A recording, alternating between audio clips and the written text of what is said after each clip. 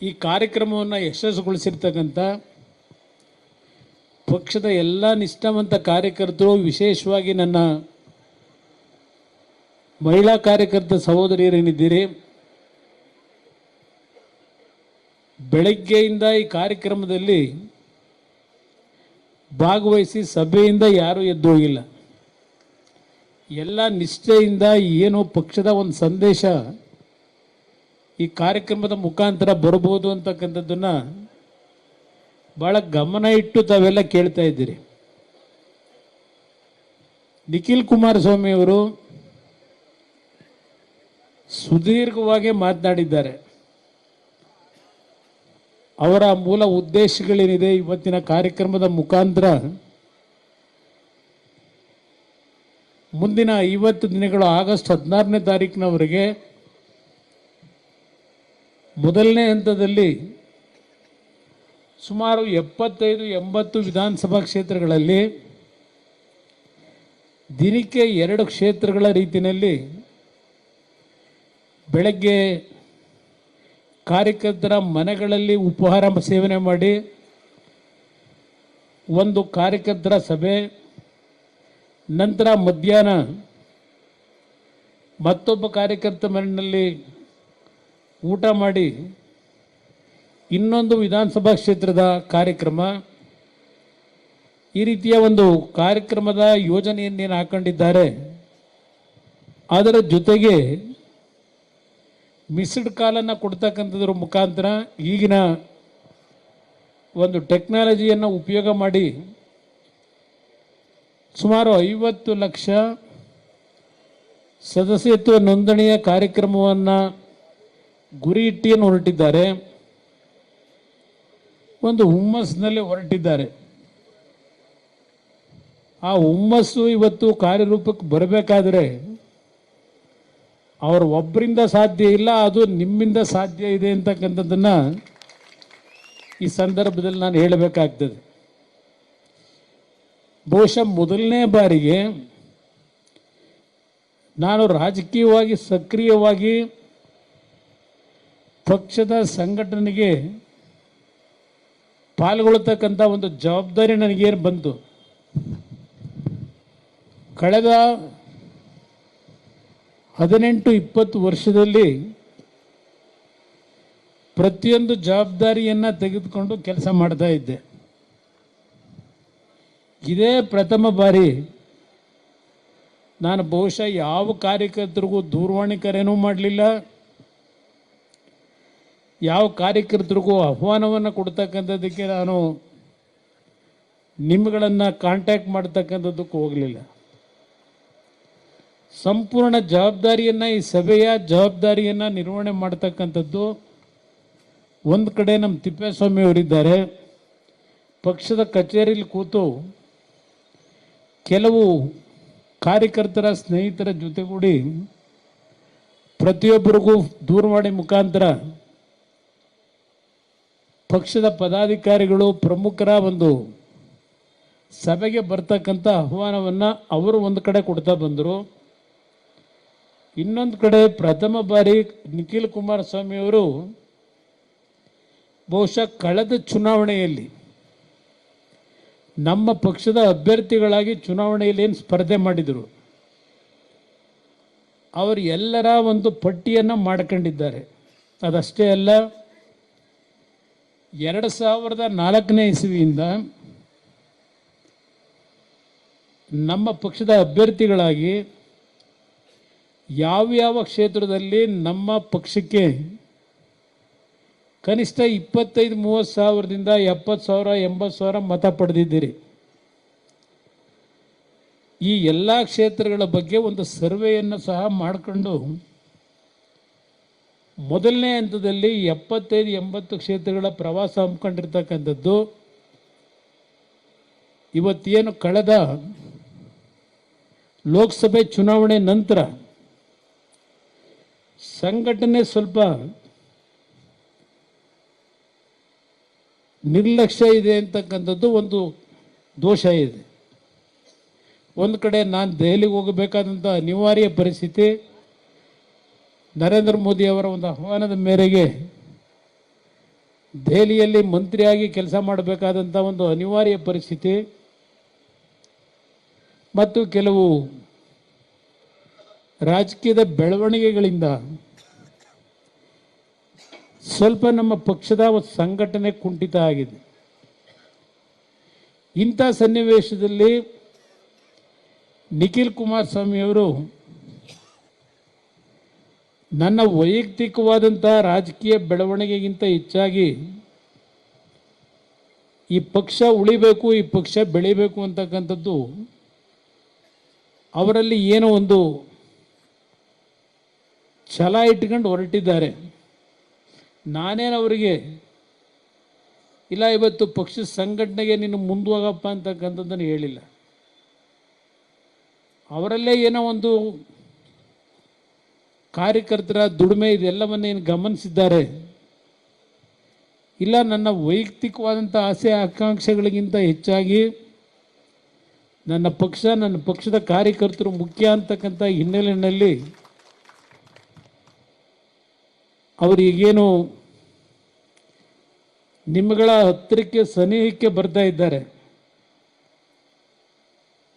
ಮೊದಲು ಅವರನ್ನು ನೀವು ನಿಮ್ಮ ಕ್ಷೇತ್ರದ ಸಭೆಗಳಿಗೆ ಕರೆದಾಗ ಸ್ವಲ್ಪ ಅವ್ರು ಬರಲಿಕ್ಕೆ ಹಿಂದೆ ಮುಂದೆ ನೋಡೋರು. ಈಗ ಅವರೇ ನಿಮ್ಮನ್ನು ಹುಡುಕಂಡೀಗ ಸಭೆ ಯಾವಾಗ ಮಾಡ್ತೀರಣ್ಣ, ನಿಮ್ಮ ಊರಿಗೆ ಬರಬೇಕು ಅಂತಿದ್ದೀನಿ ಅಂತ ಹೇಳ್ತಕ್ಕಂಥ ಒಂದು ಸಂಕಲ್ಪ ತೊಟ್ಟಿ ಹೊರಟಿದ್ದಾರೆ. ಇದನ್ನು ಸದುಪಯೋಗ ಪಡಿಸ್ಕೊಳ್ತಕ್ಕಂಥದ್ದು ಒಂದು ಭಾಗ. ನಮ್ಮ ಪಕ್ಷ ಇವತ್ತು ಈ ಪಕ್ಷ ಉಳಿದು ಬೆಳೆದಿದ್ದರೆ ಈ ನಾಡಿನ ಜನತೆಗೋಸ್ಕರವಾಗಿ. ದೇವೇಗೌಡರು ಈಗ ವಿಷಯ ಮಾತಾಡ್ತಾ ಇದ್ರು, ಜನತಾದಳ ಅಂದರೆ ಒಂದು ಕುಟುಂಬಕ್ಕೆ ಸೀಮಿತವಾಗಿರ್ತಕ್ಕಂಥ ಪಕ್ಷ ಅಂತ ಹೇಳಿ. ಈಗ ಇಲ್ಲಿ ಯಾರೋ ನಮ್ಮ ವಿಜಯಪುರದವರು ಒಂದು ಲೆಟ್ರ್ ಕೊಟ್ಟರು ನನಗಿಲ್ಲಿ. ದ್ರಾಕ್ಷಿ ದಾಳಿಂಬೆ ಬೆಳೆ ಪರಿಸ್ಥಿತಿ ಏನಾಗಿದೆ, ಇವತ್ತೆಲ್ಲ ಬೆಳೆ ನಾಶ ಆಗಿ ಸಾಲಗಾರರಾಗಿದ್ದೇವೆ, ದಯವಿಟ್ಟು ನೀವು ಬಿಜಾಪುರಕ್ಕೆ ಬರಬೇಕು, ನಮ್ಮ ರೈತರ ಪರಿಸ್ಥಿತಿಗಳು ಏನಾಗಿದೆ ಅಂತಕ್ಕಂಥದ್ದನ್ನು ತಾವು ಖುದ್ದು ಹೊಲಗಳಿಗೆ ಭೇಟಿ ಕೊಟ್ಟು ನಮ್ಮ ಪರಿಸ್ಥಿತಿಯನ್ನು ಅರ್ಥ ಮಾಡ್ಕೊಂಡು ನಮ್ಮನ್ನು ಉಳಿಸಿ ಅಂತ ಹೇಳಿ ಒಂದು ಪತ್ರ ಕೊಟ್ಟರಿಲ್ಲಿ. ಯಾವ ಕಾರಣಕ್ಕೆ ಇಲ್ಲಿ ಬಂದು ನನ್ನ ಹತ್ರ ಪತ್ರ ಕೊಟ್ಟರು?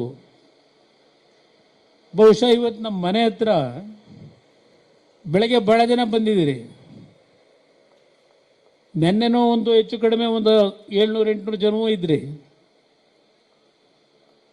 ನಾನು ಬೆಂಗಳೂರಿನಲ್ಲಿ ಇದ್ದಾಗ ನನ್ನ ಹತ್ರ ಬರ್ತಕ್ಕಂಥವ್ರು ಯಾವ ಶ್ರೀಮಂತರು ಬರಲ್ಲ. ಇವತ್ತು ನಾನು ಇಂಡಸ್ಟ್ರಿ ಮಿನಿಸ್ಟರ್ ಆಗಿರ್ಬೋದು, ಸ್ಟೀಲ್ ಮಿನಿಸ್ಟ್ರಿ ಇರ್ಬೋದು, ಸೂಟು ಬುಟ್ನರು ಹುಡುಕೊಂಡು ಇಲ್ಲಿ ಬರಲ್ಲ. ನನ್ನ ಜೆ ಪಿ ನಗರ ಮನೆಗೆ ಬರ್ತಕ್ಕಂಥದ್ದು ಎಲ್ಲ ಬಡವರು. ಬಹುಶಃ ನೀನು ಅಲ್ಲಿ ಬೆಳಗ್ಗೆ ಬಂದಿದ್ದೆ ಅಲ್ವಣ್ಣ, ನೀನು ರೆಡ್ ಟೀ ಶರ್ಟು, ಹುಷಾರಿಲ್ಲ ನಿನಗೆ, ನೀನೇ ತಾನೇ ಕಾಯಿಲೆ ಅಂತ ಬಂದಿದ್ದು. ನೀನು ಇಂಡಸ್ಟ್ರಿ ಮಂಡ್ಯದನು. ಹಾಂ, ಇದಕ್ಕೆ ನೀನು ಸ್ಟಾರ್ಟಪ್ಗೆ ನಿನ್ನ ಥರನೇ ಇನ್ನೂ ಬೆಳಗ್ಗೆ ಬಂದಿದ್ದ, ನಿನ್ನ ಥರನೇ ಇದ್ದ. 16 ಲಕ್ಷ ರೂಪಾಯಿ ಆಸ್ಪತ್ರೆ ಬಿಲ್ ತಂದಿದ್ದಾನೆ. ನನ್ನ ಹತ್ರ ಬರೋರು ಈ ಥರ ಜನ. ಇದು ಕುಟುಂಬದ ಪಕ್ಷನ? ಇದು ಸಿದ್ದರಾಮಯ್ಯನವ್ರ ಮನೆ ಹತ್ರ, ಡಿ ಕೆ ಶಿವಕುಮಾರ್ ಮನೆ ಹತ್ರ, ಇಲ್ಲ ಮತ್ತಿನ್ಯಾವುದಾದ್ರು ನಾಯಕರ ಮನೆ ಹತ್ರ ಆ ವರ್ಗದ ಜನ ಹೋಗಕ್ಕೆ ಸಾಧ್ಯವಾ?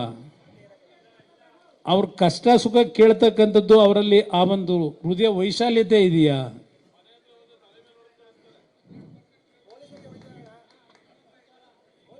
ಇದು ದೇವೇಗೌಡರಿಗೆ ಹೇಳ್ತಾ ಇದ್ರಲ್ಲ, ಈ ಪಕ್ಷ ಕುಟುಂಬ ಅಂದರೆ ಈ ರಾಜ್ಯದ 6.5-7 ಕೋಟಿ ಜನತೆ ಏನಿದ್ದೀರಿ, 7 ಕೋಟಿ ಜನತೆಯ ಕುಟುಂಬದ ಪಕ್ಷ ಇದು. ಚುನಾವಣೆಯಲ್ಲಿ ಗೆಲ್ಲಿ ಸೋಲ್ಲಿ ಜನಗಳ ಮಧ್ಯದಲ್ಲಿದ್ದೇವೆ. ಗೆದ್ದಾಗ ಹಿಗ್ಗಿಲ್ಲ, ಸೋತಾಗ ಕುಗ್ಗಿಲ್ಲ. ಇವತ್ತಿಲ್ಲಿ ಕೋಲಾರದಿಂದ ಏನಾದರೂ ನಮ್ಮ ರೈತರೇನಾದರೂ ಬಂದಿದ್ದೀರಾ ಗೊತ್ತಿಲ್ಲ. ಶ್ರೀನಿವಾಸಪುರದಲ್ಲಿದ್ದೀರಾ, ಇಲ್ಲಿ ಮಾಲೂರಿನಲ್ಲಿದ್ದೀರಿ. ಶ್ರೀನಿವಾಸಪುರದಲ್ಲಿ ಕತೆ ಏನಾಗಿದೆ? ಈಗ ಮಾವಿನ ಪರಿಸ್ಥಿತಿ ಏನಾಗಿದೆ? ರಸ್ತೆಯಲ್ಲಿ ಚೆಲ್ತಾವ್ರೆ. ನಾನು 2018 ಇವರೇ ಬೆಂಬಲ ಕೊಟ್ಟಿದ್ದರಲ್ಲ, ಈ ಮಹಾನುಭಾವರುಗಳೇ, 5 ವರ್ಷ ಸರ್ಕಾರ ನಡೆಸಕ್ಕೆ ನಿಮ್ಗೆ ಬೆಂಬಲ ಕೊಡ್ತೀವಿ ಅಂತ ಹೇಳಿ ಕರ್ಕೊಂಡೋಗಿ ಕುರಿ ಕಟ್ ಮಾಡ್ದಂಗೆ ಕಟ್ ಮಾಡಕ್ಕೆ ಇಟ್ಕೊಂಡಿದ್ದಾರಲ್ಲ. ನನ್ನ ಮಾಡೋ ಪ್ರಶ್ನೆನೇ ಇಲ್ಲ ಬಿಡಿ. ಈ ರಾಜ್ಯದಿಂದ ಅವ್ರನ್ನ ಸಂಪೂರ್ಣ ಮನೆಗೆ ಕಳಿಸೋವರೆಗೆ ನಿಮ್ಮ ಜೊತೆ ದುಡಿಮೆ ಮಾಡಿದ್ದಕ್ಕೆ ಇನ್ನೂ ಭಗವಂತ ನನಗೆ ಆಯುಷ್ ಕೊಟ್ಟಿದ್ದಾನೆ. ಅವತ್ತು ಇದೇ ಕೋಲಾರದಲ್ಲಿ ಮಾವು ಬೆಳೆನ ಕೊಂಡ್ಕೊಳ್ಳೋರು ದಿಕ್ಕಿರಲಿಲ್ಲ. ಯಾಕೆಂದರೆ ಚಿತ್ತೂರಿನಲ್ಲಿದ್ದಂಥ ಫುಡ್ ಪ್ರೊಸೆಸಿಂಗ್ ಯೂನಿಟ್ಟು, ಪೂನಾದಲ್ಲಿದ್ದಂಥ ಫುಡ್ ಪ್ರೊಸೆಸಿಂಗ್ ಯೂನಿಟ್ನಲ್ಲಿ ನಮ್ಮ ಕರ್ನಾಟಕದ ರೈತರ ಮಾವನ್ನು ಕೊಂಡ್ಕೊಳ್ಳಿಕ್ಕೆ ತಯಾರಾಗಿರಲಿಲ್ಲ. ಒಂದು ಕ್ಷಣ ನಾನು ಯೋಚನೆ ಮಾಡಲಿಲ್ಲ. ಅವತ್ತು ವೇದಿಕೆ ಮುಖಾಂತರ, ನನ್ನ ಮಾಧ್ಯಮದ ಸ್ನೇಹಿತರ ಮುಖಾಂತರ ನಾಡಿನ ರೈತ ಬಂಧುಗಳಿಗೆ ಹೇಳಲಿಕ್ಕೆ ಬಯಸ್ತೇನೆ. ತಕ್ಷಣ ಘೋಷಣೆ ಮಾಡಿದೆ, ನನ್ನ ರೈತರು ನೀವು ಬೆಳೆದಂಥ ಬೆಳೆ ಬೀದಿಲಿ ಹಾಕಬೇಡಿ, ನಿಮಗೆ ಎಲ್ಲ ರೀತಿಯ ಬೆಂಬಲ ಬೆಲೆಯನ್ನು ಪರಿಹಾರ ಕೊಡ್ತಕ್ಕಂಥದ್ದು ನನ್ನ ಸರ್ಕಾರದ ಕರ್ತವ್ಯ ಅಂತ ಹೇಳಿ ಮೊದಲನೇ ಕಂತು 5 ಕೋಟಿ ಹಣ ಬಿಡುಗಡೆ ಮಾಡಿದೆ. ರೈತರು ಸಾಲ ಮನ್ನಾ ಮಾಡಿದ್ದು ಒಂದು ಕಡೆ ಇಡಿ. ಈಗೇನು ಮಾಡವ್ರೆ ನಮ್ಮ ಮುಖ್ಯಮಂತ್ರಿಗಳು? ಮೊನ್ನೆ ದಿನ ಕೇಂದ್ರದ ಶಿವರಾಜ್ ಸಿಂಗ್ ಚೌಹಾಣ್ ಅವ್ರಿಗೆ ಪತ್ರ ಬರೆದವ್ರೆ. 12,000 ಇದ್ದಂಥ ಮಾವಿನ ಬೆಲೆ 4,000 ರೂಪಾಯಿ 3,000 ರೂಪಾಯಿ ಇಳಿದೋಗಿದೆ. MSP ದರದಲ್ಲಿ ನಮ್ಮ ರೈತರಿಗೆ ಬೆಂಬಲ ಬೆಲೆ ಕೊಡಿ ಅಂತ ಹೇಳಿ ಪತ್ರ ಬರೆದವ್ರೆ ನಮ್ಮ ಮುಖ್ಯಮಂತ್ರಿಗಳು. ಜನತಾದಳಕ್ಕೂ ಈ ಪಕ್ಷಗಳಿಗೂ ವ್ಯತ್ಯಾಸ ಏನು ಅನ್ನೋದನ್ನು ಅರ್ಥ ಮಾಡ್ಕೊಳ್ಳಿ ಈ ನಾಡಿನ ಜನತೆ. ಎಷ್ಟು ಬಾರಿ ನಾನು 2006 ಮುಖ್ಯಮಂತ್ರಿ ಒಂದು ದೆಹಲಿಗೆ ಸಭೆಗೆ ಹೋಗಿದ್ದೀನಿ. ಅವತ್ತು ಈ ಥರ ಎಂಟರ್ ಟಿ ವಿ ಇರಲಿಲ್ಲ, ಇದ್ದಿದ್ದ ಉದಯ ಮತ್ತು ಈ ಟಿ ವಿ. ರಾತ್ರಿ 8 ಗಂಟೆಗೆ ನಾನು ಕರ್ನಾಟಕ ಭವನಿಗೆ ಬಂದು ಟಿ ವಿ ಆನ್ ಮಾಡಿದ್ರೆ ಟೊಮೊಟೊ ಬೆಳೆ ಬೆಳೆದು ರೈತರು ಬೀದಿಲಿ ಚೆಲ್ಲಾಡಿಸ್ತಾ ಇದ್ದಾರೆ ಅಂತ ಹೇಳಿ ಟಿ ವಿಲಿ ನೋಡಿದೆ. ಆ ಕ್ಷಣವೇ ಫೋನ್ ಮಾಡಿ, ಇವತ್ತು ನಮ್ಮ ಮುಳುಬಾಗಲ್ ಸೀನಣ್ಣ ನಮ್ಮ ಜೊತೆಲಿ ಇಲ್ಲ, ಅವ್ರ ಹಾರ್ಟಿಕಲ್ಚರ್ ಮಿನಿಸ್ಟ್ರು.